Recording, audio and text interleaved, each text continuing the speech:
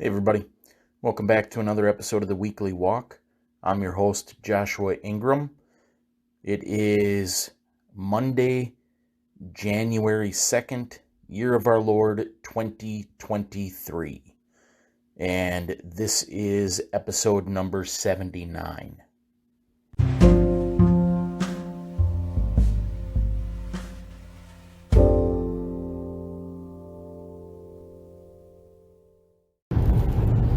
Something I've been thinking about for about the last week is the issue of prayer.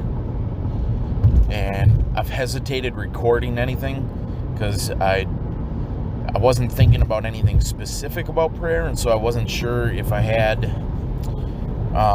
really any substantive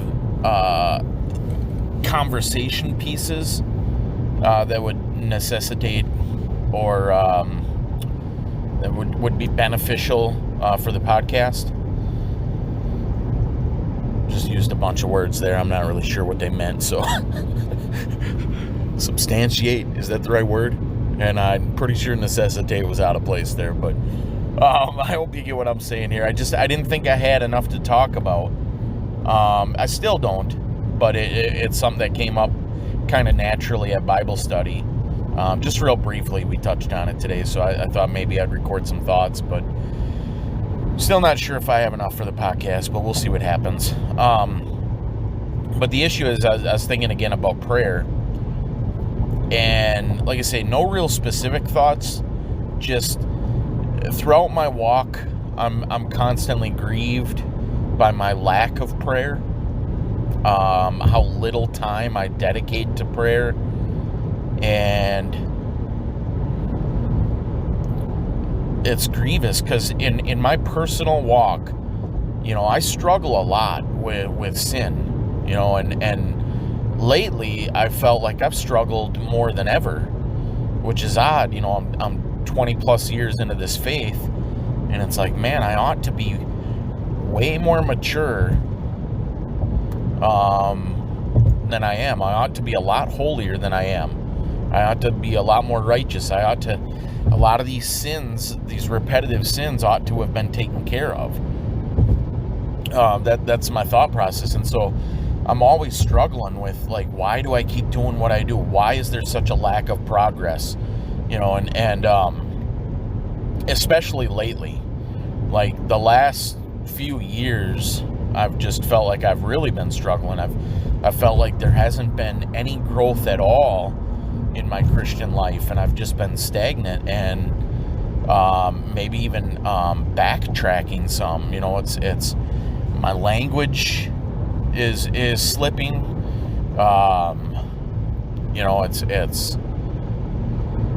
when I'm around my friends and stuff, we tell off-color jokes and say things that, if lost people heard us say them, we're not cussing and swearing, but we're just one notch below that. It's like, man, if people heard us speaking like this, they would think we're heathen. Like, what's the difference between us and the lost?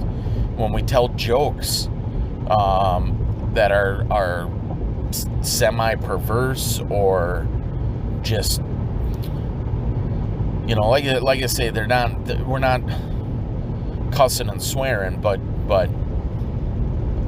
it's just unclean, unwholesome talk. And so that grieves me. And then I notice there's so much more anger and discontentment in my heart than I was ever aware of previously, and continue to struggle with pride and lust, and so it's like, I know one of the answers is prayer. I know that. I know it's like, how can I expect to have any growth, any success, if I'm not spending time in prayer? If I'm not, because it's when you pray, you're put into the Spirit, and the Word says, if we walk after the Spirit, we won't fulfill the lustful desires of the flesh, or something like that. That's paraphrased. But prayer is a key, and so I'm always grieved at my lack of prayer. And in my previous years of my faith, I would always justify it by saying, well, I'm always in prayer, And what I meant by that is my inner man is in constant communication with the Lord. I'm always talking in my heart to God. I'm always like examining every thought in the light of scriptures, examining every motive and desire, examining every decision. I'm always testing my heart. I'm always seeing, like, why did I just do that? What's the right thing to do? Lord, help me. Lord, forgive me. There's that constant communication. And, I always thought, well, when the scriptures tell us to pray without ceasing, that's what it's talking about. And so I've always justified my lack of dedicated prayer time by saying, well, I'm always in prayer. I'm always talking to the Lord. And then you tie that in with my firm belief in sovereignty, that when I do go to pray, there's often this idea of, like, I'll pray, Lord, please do X, Y, and Z for so-and-so, or help so-and-so with this issue. And in the back of my mind, I'm already thinking, well, whatever's going to happen is going to happen. The Lord has already foreordained everything. It's already settled. So I've always seen that a danger, for me at least, with my Calvinistic beliefs, with my sovereignty beliefs, is a lack of urgency. Like, it's well, whatever's going to happen, it's almost like a fatalism. And I haven't figured out how to balance that. I know that the Lord uses the means of prayer to accomplish his goals, but it's like knowing that and then putting it into action. Like I'm always just thinking, well, he knows what needs to be done. He knows a lot better than I do. I can pray whatever I want, but ultimately, whatever the Lord sees fit is what's best. And so it just creates a dispassionate, almost detached form of prayer. So when you couple those two things together, I've just had a real lack of prayer life, of that quiet time with the Lord, just getting into his presence, just being with him. And so I'm not really sure what triggered the thought. I was listening to something. I don't remember if it was a sermon or a podcast or whatever. But the topic of the prayer came up again, and I think it was something to do with the Our Father which art in heaven style of prayer. And I was thinking, again, thinking that through, like, I don't think Jesus was telling us pray these exact words. I think he was saying pray like this, and he was giving us like a template of how to prayer. Our Father is a recognition of who he is, recognizing God, acknowledging him as our sovereign creator and maker, which art in heaven, acknowledging his position, his sovereignty, his authority. Hallowed be thy name, giving reverence to him, acknowledging his holiness. Thy kingdom come, Lord, accomplish your will here on earth, save your lost sheep. Thy will be done on earth as it is in heaven. Like, Lord, help us to do your will without resistance, without rebellion. Let us joyfully serve you, like it's done in heaven. How's the rest of it go? Give us this day our daily bread. Petitioning him on a daily basis, and thanking him for everything he's given us on a daily basis. Forgive us of our trespasses, acknowledging our sinfulness. Help us to forgive others, acknowledging any bitterness or whatever you have towards others. Lead us not in temptation. Keep us away from evil. Prevent us from doing the foolish things that our flesh desires. So on and so forth. I was just, I was thinking that through. And like I say, I wasn't sure if I had enough to record, so I didn't. That was my original thought. Along with just the desire to get into the prayer closet more often. And then at Bible study, I think I mentioned this to the brothers as we were just kind of discussing our week and telling each other how everything's going. I was telling them, that I've been thinking about this, and one of the brothers said, well, what do you, just in casual conversation, was like, do you think prayer is more important than reading the Bible, or which is more necessary, or something like that. And I said, well, previously I would have said reading the Word. I have always been a strong proponent of, if you're a Christian, you need to diligently study the Word. It is the bread of life. It is the revelation of Jesus Christ. It's the God-breathed revelation of himself. It's how we know him. It's how we know his commands. It's how we know his character. Jesus said that man shall not live by bread alone, but by every word of God. And Job said, I think it was Job that said, help me to desire your word more than my daily food, more than my necessary meat. And Psalm 119, the biggest chapter in the Bible, is a love poem to the Word of God. And in the beginning was the Word. And just, there's so much emphasis on Word. I've always prioritized the Word. I've always, from the day I was saved, or at least, from the early moments of my salvation, I've prioritized reading the Word. And it's become my habitual pattern in life. You gotta be in the Word on a regular basis, on a daily basis, on multiple times a day, reading the Word. And so I've always thought that, and then I thought, well, I don't know if I would say it's more important than prayer, but I would fall back on that. I'm always in prayer in my inner man. And so my priority, my emphasis was always on the Word. And now I think maybe that's changed. I think maybe I'm starting to realize the lack of prayer is the reason for the lack of success in my life. When I say success, of course, I'm not talking about worldly, materialistic success. I'm talking about holiness. I'm talking about success in the things of God. And my lack of success, I directly tie in with my lack of prayer life. And so I'm seeing the absolute necessity to spend fervent, diligent time in prayer. And so I said I said previously I would have said the Word was more important, but now I'm thinking maybe prayer. And then I clarified on that because my brother was in disagreement with me, and I said it's a hard thing because you're essentially asking, like, what's more important, breathing or eating? Like, you have to have both. It's not an either or question. It's a both and. It's 1A and 1B. They're equally important, and to try to place one above the other is essentially like trying to decipher what occurs first in your heart when you're saved, faith or repentance. It's like, I'm sure there's a logical, chronological order, but in a human viewpoint, from a realistic time standpoint, they both occur simultaneously. And I think reading the Word and prayer are both simultaneously equally important. I don't think you can put one above the other.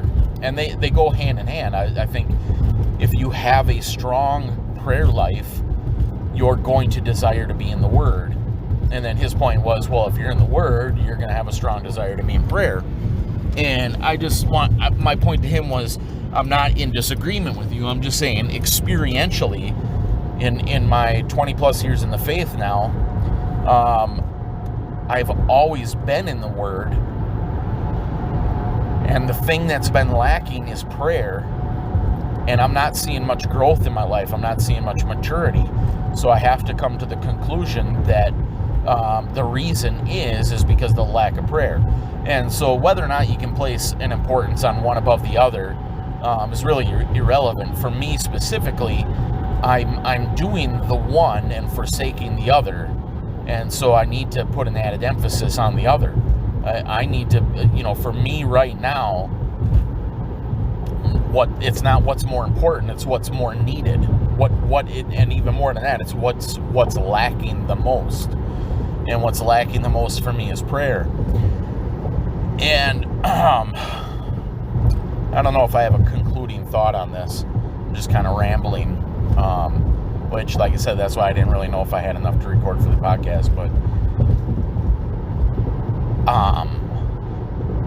I desire to have a better prayer life. And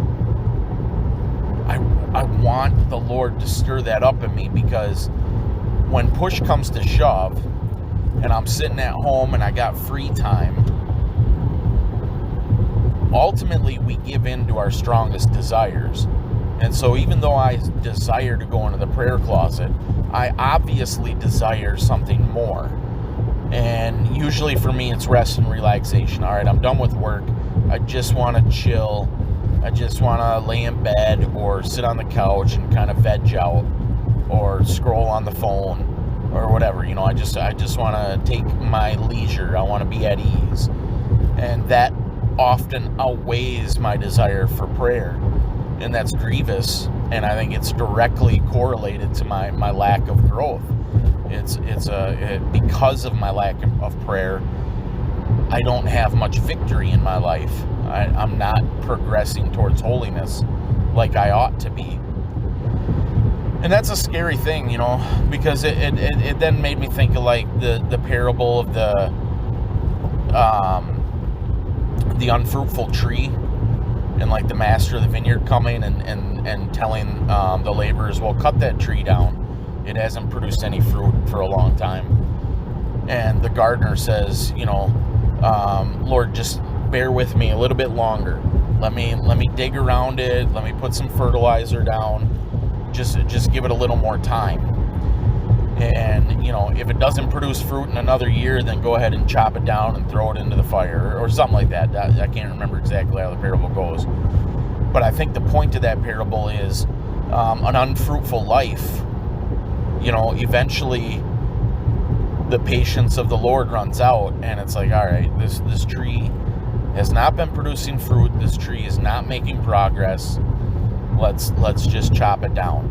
And that scares me. It's like, all right, if I'm 20 years in this faith and I'm still not successful in my battles against sin, and I'm not making much progress in holiness, and I'm not doing much for the kingdom, and I'm not producing evidence of love and peace and joy and you know, the fruits of the Spirit, and I'm not seeking the means for that fruit to be produced, you know, to dwell in His presence. You know, that's how we walk in the Spirit. We go into His presence, and then we're in the Spirit, and the Spirit will naturally produce fruit. But we have to be in His presence. And so if I'm not doing that, am I that tree that's ready to be cut down because it's not producing any fruit? And that's a scary thought, you know. And so it's grievous, and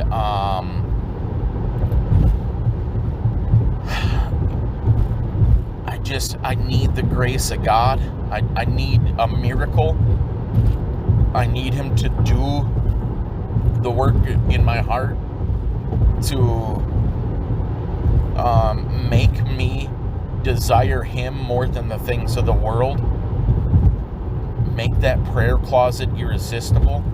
And that's a scary prayer, because oftentimes the Lord has to strip away everything else then. If everything else is taking up your time and drawing your attention, well, then maybe the Lord has to take those things away. And I don't know what that looks like, but often it looks like chastisement, you know. Does the Lord have to make you homeless, or put you in a jail cell, or, you know, make you bedridden, or whatever it is to cause you to seek His face? You know, if that's what it takes, that's what He's going to do.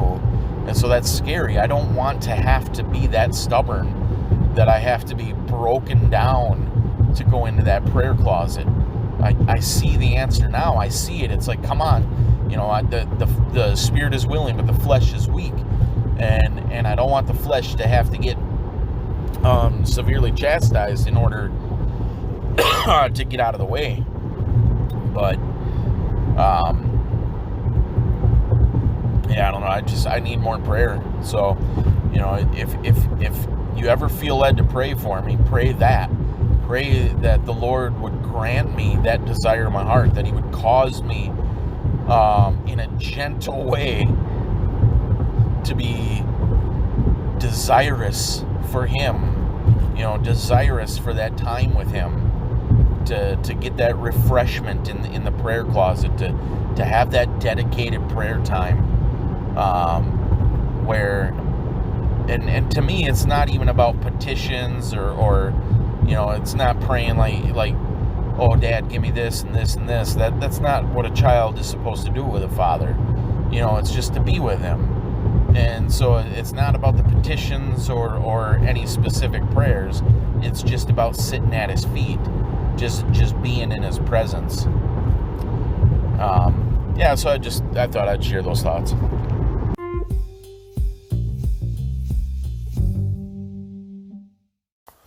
One thing I'm always confused about is how world history lines up with the biblical timeline.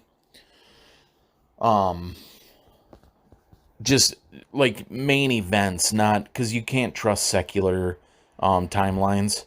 They use faulty dating methods. Like they date human history back to 10,000 BC or whatever, and that's wrong.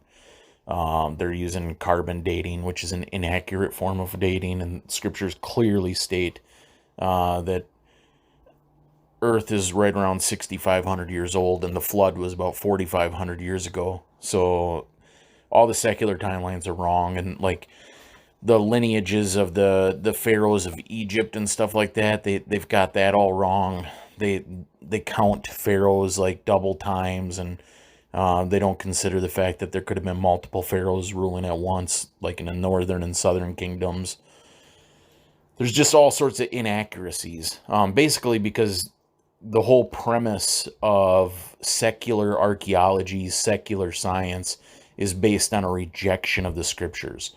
They reject the biblical timeline, and they accept evolutionary thinking, and they use, like I say, faulty dating methods, like carbon dating, which is it's wrong. Carbon dating is wrong. When you look at it, it's faulty. It's very inaccurate. Carbon in our atmosphere hasn't even stabilized yet, so you can't presume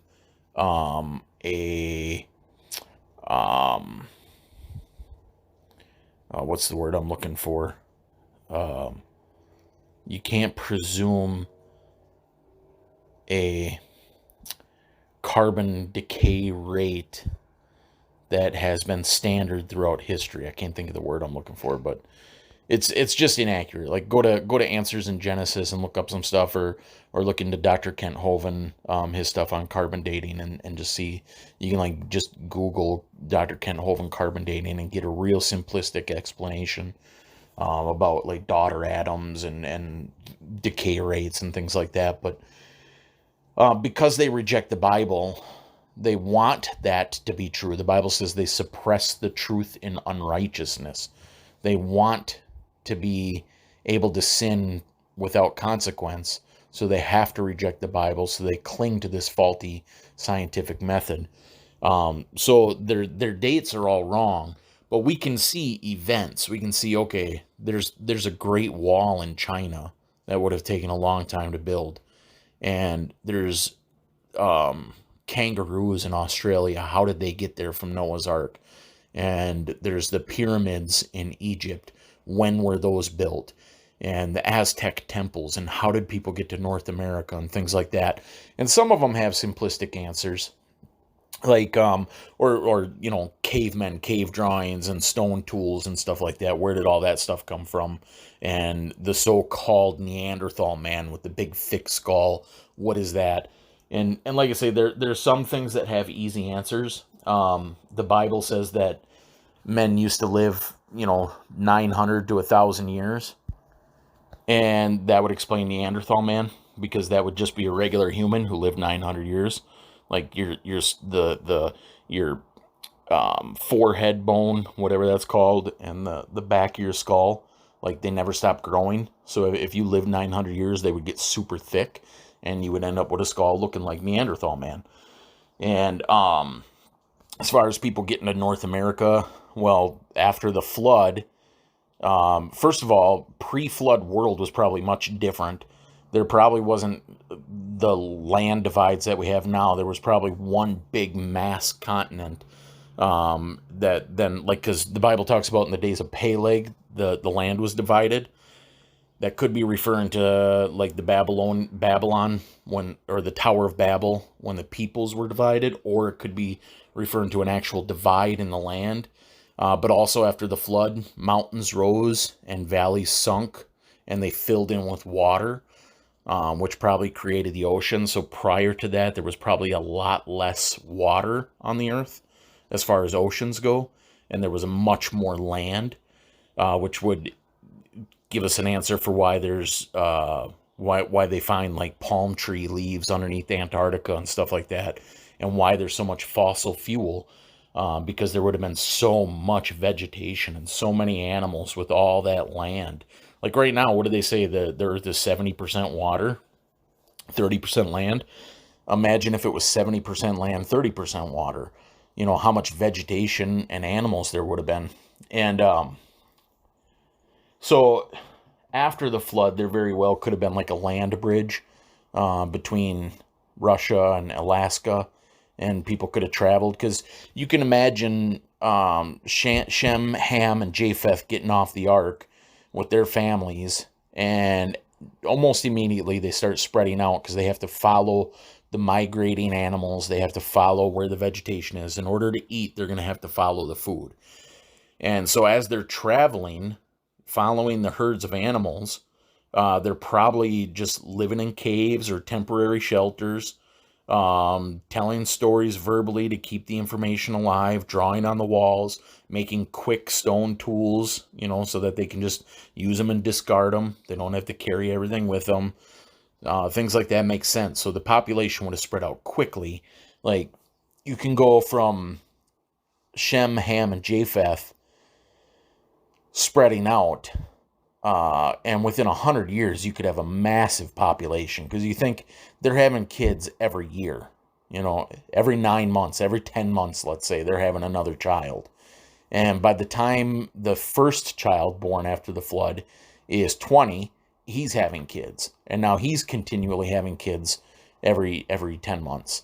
And then the next year another kid reaches that age and he starts having kids, and so on and so forth. So the population would grow very, very quickly, and as they're growing, they're spreading out. Also, the waters are probably still receding. There's probably land bridges, which is why things got down to Australia, like I say, over into North America. So there's simplistic answers, but then you think about, like, the things that always perplex me are the pyramids and the Great Wall, just because it seems like it would take a really long time to build those things. Like, when did they happen? And my theory is that the Tower of Babel was probably a pyramid type building. Like, all the people had gathered into this one city under the rulership of Nimrod. You know, this is just a short time after Noah got off the ark. And they're building this tower, and God confounds their languages and spreads them out all over the earth, which is another way that people could have got everywhere. It could have just been supernatural. God could have just placed people over in Mexico and placed people over in Australia and in Egypt. And I think when they got there, a lot of them decided to continue on with their work of trying to build this huge building. And so that's probably where the pyramids of Egypt come from, and the pyramids of the Mayans or the Aztecs or whatever. That's why we find these pyramids, because after the Tower of Babel, they tried to continue the work. So that makes sense to me. And like the Great Wall of China and the Chinese dynasties, like I say, the secular timelines are erroneous. But within 100 years of the flood, you could have had massive populations in China, in Africa, in Europe, over into North America, just as people spread out, as family units spread out, and as they follow food. And there's probably conflict right away, because human hearts are wicked, and resources are always limited, and people are always greedy and try to hoard resources. So as they're doing that, they're probably fighting. So that Great Wall could have been started to be built, within 100 years after the flood. And I suppose if you have thousands of people working on it, it might not have taken that long. But I've always thought it would be really interesting to get a nice linear timeline that, because like I've got Usher's um, chronology of the Bible. I forget the title of that book. And I got another shorter book based on Usher's by Samuel Jordan, Biblical Timeline, that shows it. And but that just what's the word? It chronologizes? Is that a word? It puts in chronological order the biblical events, but it doesn't mention world events. Usher's does a little bit. Usher gets into like the Greek Olympics that were going on and stuff like that. So that's cool. But I need something that shows me like, okay, here's what was going on. Here's 10 years after they got off the boat. Ham's down in Egypt. That's the most likely scenario because Ham had a grandson, I think, like named Mizraim or something like that, and that's the Jewish word for Egypt. So it makes sense that Noah's child Ham was probably a darker skinned fellow and moved south into Africa, and then through the inbreeding of his family line, you get the African continent, and then I think Japheth is said to have gone north, so he was probably lighter skinned, Caucasian and interbreeded with his family and started the Caucasian line. And then Shem was probably more in the middle and migrated east into like the Mongolia and China and stuff like that, and through interbreeded started that lineage. And then also those would have been the people that traveled along that Alaskan land barrier and started the Native American culture in the North and South American continents. Um, so like a lot of it, like I say, a lot of it makes sense. I just always wanted to see somebody chart it out, Let me see it linear. Let me see what was going on in Israel when the pyramids were being built. Was it the time of Peleg? Was it right after that? Like what's my time frame? When was the Great Wall being built? And I've been to the Answers in Genesis Ark Museum a few different times, and they have this huge chart that you can buy that's on the wall. I'm sure if you've been there, you saw it. It's huge, and it shows everything. It's got like but it's so confusing, and so it's just. I suppose they did the best they can, and that's why it's so big because there's so much information put on there. But you can follow a line through Egypt and see the Egyptian dynasties, and it's lined up. You can see what was going on in China at the time. You can see what was going on in Israel at the time. So that's probably what I'm looking for. Just I don't want a 30-foot map that I have to look at. I wish there was something that I could just understand. It always, like, the timelines is what always gets me. Like, even when I'm reading, because the Bible isn't written chronologically, I do have a chronological Bible. I've read through it a couple times. I just started it again. It's like my New Year reading plan. But when I'm reading like the Old Testament prophets, I always get so confused because I'm like, what in the world is going on at this time in history? Like, what events, what cities, what are these prophets referring to? Because I don't understand the historical context. I often get I just have a hard time reading the Old Testament prophets because it's like I don't understand the chronology. I don't understand the events going on in the world at the time. So it would just be nice to have everything succinctly lined up for me so that I could understand. Oh, okay. So when Daniel is in Babylon, here's what's going on in North America, and here's what's going on in China. Here's what's going on in Northern Europe. I wish we had that all lined up so I could just make sense of it. But like I say, all the secular sources are garbage. You can't trust any of it. And there are resources out there by big groups, like I say, like Answers in Genesis. But often it can be convoluted and confusing, at least for me. But it's interesting to think about, just like I was thinking about jotting down, trying to figure out the population growth. I think Henry Morris from Creation Research Institute did that, showed the population growth of, like, you could take, like, the current population growth rate, I think, is 2.5%. And so he's very generous. He says, let's just take a fraction of that. Let's assume that the population growth has been slower in history, and let's give lots of room for plagues and wars and things like that.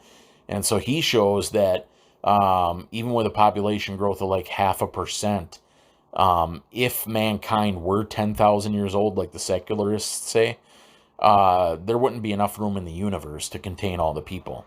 It's an astronomical number. It's like 10 to the 2,000th power or something like that. That's how many people there would be. It's impossible. But if you start with 8 people, right around the time of the flood, 4,500 years ago, 4,400 years ago, whatever it is, and you calculate a population growth, you end up with today's population, 8 billion. That's where you would be. And so that's interesting to think about. And it's interesting to think, like, how quickly populations would have grown, especially back then. You know, people were living longer, and they were just continually having children. Like, that's all you did back then. You had a kid every 10 months. That's what you do. You know, there was no planned family units. There was no, you know, trying to avoid having large families. It was just have as many children as you can. And, yeah, I don't know. I don't know if I really had a point with this. It was just something I was thinking about again.